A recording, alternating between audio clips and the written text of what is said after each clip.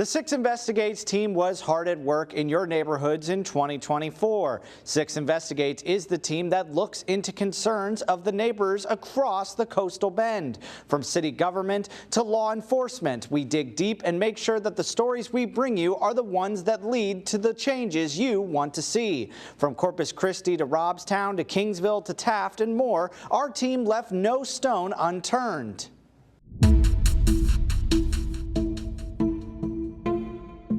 Our investigation into the city of Taft began with a call from Police Chief John Landreth when his claims of excessive overtime by city employees was ignored. City Hall, basically 3 people, have expended the overtime, budgeted overtime, that is budgeted for the entire city. We looked into the claims ourselves. We found that former City Secretary Andrea Gomez had collected over 500 hours of overtime in a 2-month period.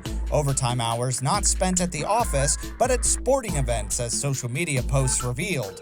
Gomez was arrested, but for talking to us, Chief Landreth was put on unpaid leave. Had you not been here and not done this? Was brought up to you. I even have the text messages. I gave you the text messages. Well, I haven't read that. I apologize. Part of the I text should. chain, though. Landreth returned and former city manager Candy Hubert resigned, and Gomez was indicted on 4 counts of tampering with a government record with intent to defraud. Things in Taft remained relatively quiet until October, when 6 Investigates learned that former finance director Leanne Gobin had resigned over potential misuse of funds. What initially was thought to be over $1,000 ballooned into over $30,000 in taxpayer money spent on personal expenses. Community members once again demanded answers from city officials, and so did we, but that was easier said than done. But it didn't stop our team from trying. If you have someone who is in charge of the city and oversees a lot of the important things, do you think that this ordinance is important? Thank you. Have a good day. The criminal investigation into Gobin is still ongoing, but her, Gomez, and Candy Hubert have all been criminally charged, with Landreth telling us that more charges may be on the way.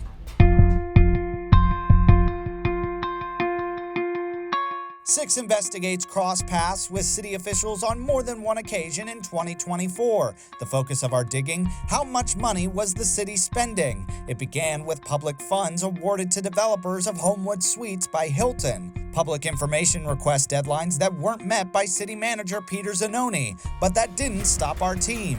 When we requested public documents, the city's purchasing card policy was changed, but we still found that the 5th floor of City Hall spent more than $44,000 on local restaurants. It's the cost of doing business in the city. The city manager may have spoken to us regarding the P cards, but when our team began looking into events like Safe Fun Fit, getting answers from the city became much trickier. What we found is that a free fitness event hosted by the city has cost taxpayers over $200,000 since it began, with little to no oversight from the city.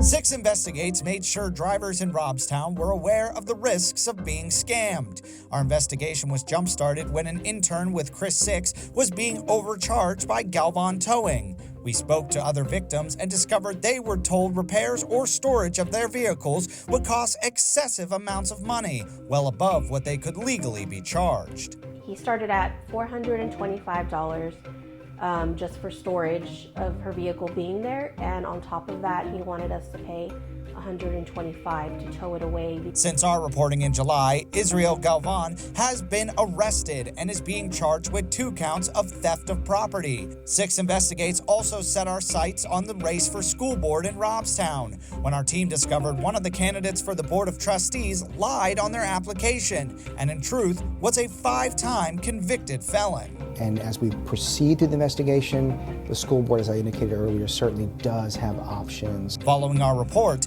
Gilbert Cervantes was declared ineligible.